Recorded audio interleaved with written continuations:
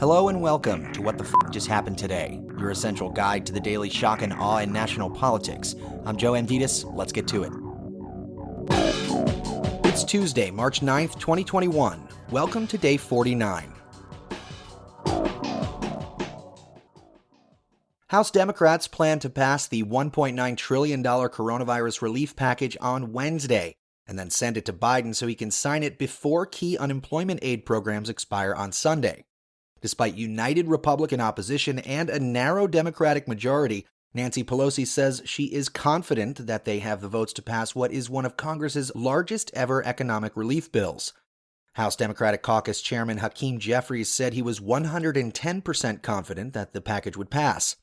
Millions of Americans are expected to receive direct payments of up to $1,400 this month.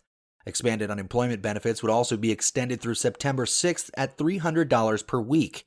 The so-called American Rescue Plan will also increase the tax break to $3,000 for every child aged 6 to 17 and $3,600 for every child under the age of 6.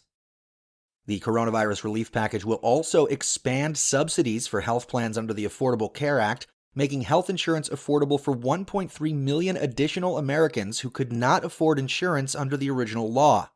The changes, however, will last for only 2 years. Meanwhile, since the pandemic began, about 700,000 mothers have dropped out of the U.S. workforce in states where most students are learning from home. The participation rate of mothers in the labor force was about 18 percentage points lower than fathers before the pandemic. Last year, the gap widened by 5 points in states offering mostly remote instruction. About 10 million mothers living with their school-aged children were unemployed in January, roughly 1.4 million more than the same period last year. Separately, a national study found that younger children have fallen behind on reading skills during the pandemic. Second graders were 26% behind where they would have been when it comes to their ability to read aloud accurately and quickly. Third graders were 33% behind. Moving on, more than 3,400 migrant children are currently in the custody of Customs and Border Protection, triple the number 2 weeks ago.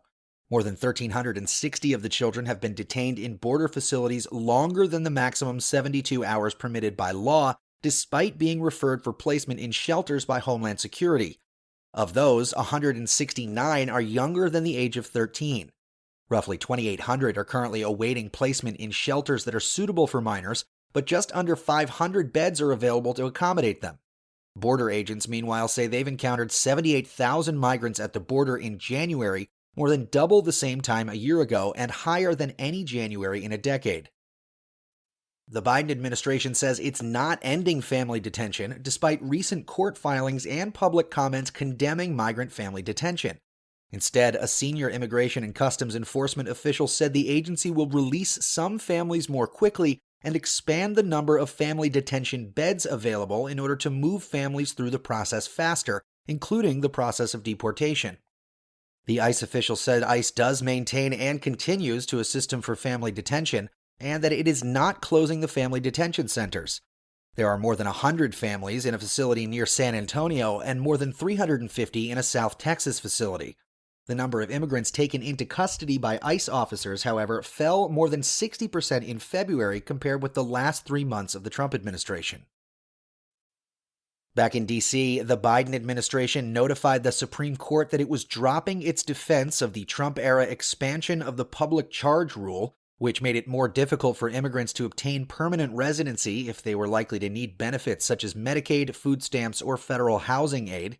In 2019, the Department of Homeland Security expanded the public charge definition to include anyone who is likely to require a broader range of government benefits for more than 12 months in any 3-year period. The Justice Department notified the court that the Biden administration has agreed with local governments challenging the policy. Meanwhile, in Iowa, Governor Kim Reynolds signed a Republican-backed bill into law that makes it harder to vote by cutting the state's early voting period and closing the polls an hour earlier on Election Day. Republicans in the Iowa House and Senate approved the changes over the opposition of all Democratic legislators, saying that election integrity must be protected. They did note, however, that Iowa has no history of election irregularities and that November's election saw record turnout with no evidence of widespread voter fraud. In Georgia, the state Senate there passed a bill to repeal no-excuse absentee voting and to require more voter identification. Under the legislation, voters would need to be 65 years or older, absent from their precinct, observing a religious holiday, be required to provide care for someone with a physical disability, or required to work for the protection of the health, life, or safety of the public during the entire time the polls are open, or be an overseas or military voter in order to qualify for an absentee ballot. Additionally, Georgians would need to provide a driver's license number, state ID number, or other identification. The legislation heads to the Georgia House of Representatives, where it is expected to pass. Moving on, the Manhattan District Attorney Office subpoenaed documents from a company that loaned the Trump Organization $130 million for its Chicago skyscraper and are examining whether the company misled lenders or insurance brokers about the valuation for certain properties.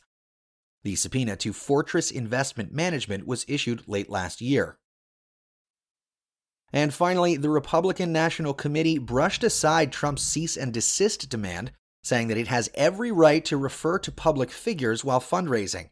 Trump's attorneys had asked the RNC and other GOP organizations to stop using Trump's name and likeness in fundraising appeals.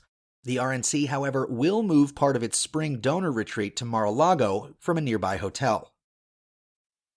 And in the polls, 70% of adults say they support Biden's $1.9 trillion coronavirus relief package, while 28% say they oppose the legislation.